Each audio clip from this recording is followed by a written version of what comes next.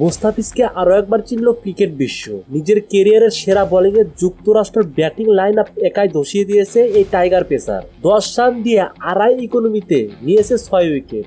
যুক্তরাষ্ট্রের বিরুদ্ধে ইংলিশ সহসের লজ্জা থেকে বাঁচার জন্য আমেরিকাদের বিরুদ্ধে আগুন ঝরা বোলিং করেছে টিম টাইগার।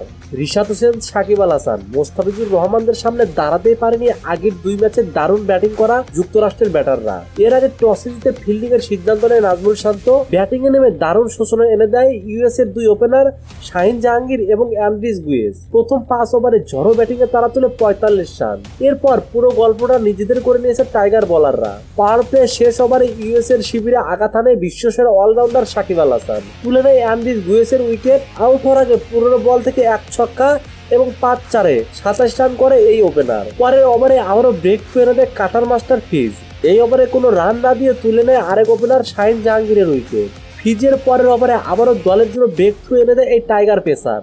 তুলে নেয় নীতিশ কুমারের উইকেট। এরপর 7 রানের মাথায় তানজিম সাকিবের বলে আউট হয়ে সাজঘরে ফিরে আরন জজ। পরের ওভারেই রিশাদ হোসেনের বলে তানজিম সাকিবের কাছে ক্যাচ দিয়ে ফিরে মিলিত কুমার। তারপরে ইউএস এর মিডল অর্ডারের 2 ব্যাটার কোরি অ্যান্ডারসন এবং সিডলি ভান মিলে বড় লক্ষ্যের দিকে ছুটলেও সেটা হতে দেয়নি ডাফিজ।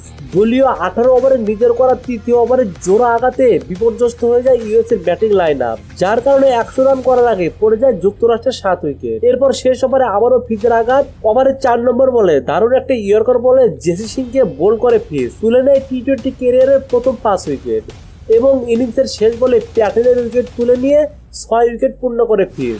শেষ পর্যন্ত 20 ওভার শেষে 4 উইকেট হারিয়ে 104 রান তুলতে সক্ষম হয় স্বাগতিকরা। মোহাম্মদ নূরে আলম, স্পোর্টস টাইম, ঢাকা।